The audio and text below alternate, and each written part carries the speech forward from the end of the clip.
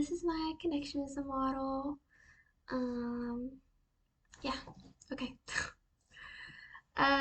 So I, for mine, I did like after reading a paragraph where a girl jumped, just like really short. Um, so the auditory cortex, you would ask what happened, and then this is the hidden layer. I guess I didn't write that in there, but the green is the hidden layer. And then it'd be like she, they, the girl, and then another hidden layer, and then I put goad, went, was, and then put another hidden layer, and then jumping. What did I put here? I can't even see it. I put jumped. Okay, good job, Megan. I'm so prepared. Yeah. So, and then like overview and description on connectionism model.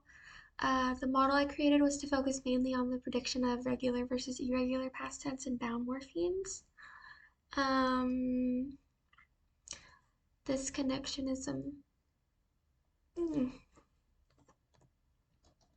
model represents how a child uses simple subject verb relationships using examples like she, the girl, they, with went, goed, was, and jumping. Its main focus is meant to be forming a full sentence with more than two words, or using the correct tense in a word like ed and ing. And then explanation of how the model addresses language development. This model addresses awareness of past tense and use of bound morphemes. This model, I wanted it to be used for like ages 2 to 3 years old to show how the use of bound morphemes and their expansion on language, like the child's expansion on language. I didn't know if that was probably clear. Um, so I included like past tense words and then present tense words, um, and then pronouns. Because it was saying that around 2 years old, that children of that age are expected to be using pronouns correctly. I think it mainly said I, me, you, but she, his, her, stuff like that too, yeah. And then summary. Right below the auditory cortex portion, I included that this model would be used for like after jumping activity or like that's where I put it. Can y'all see my mouse? I'm gonna assume y'all can see my mouse.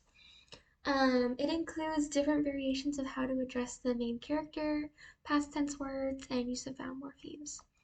It can help pinpoint where a child is within their development. If a child who is 2 was being observed using this model and using the sentence, she jumped or the girl went jumping, would show that the child is ahead of schedule in their language development. Whereas if a child who is 3 years old was forming sentences like she jumped, that would show that the child is possibly stuck on 2 word phrases and maybe a bit behind in their development.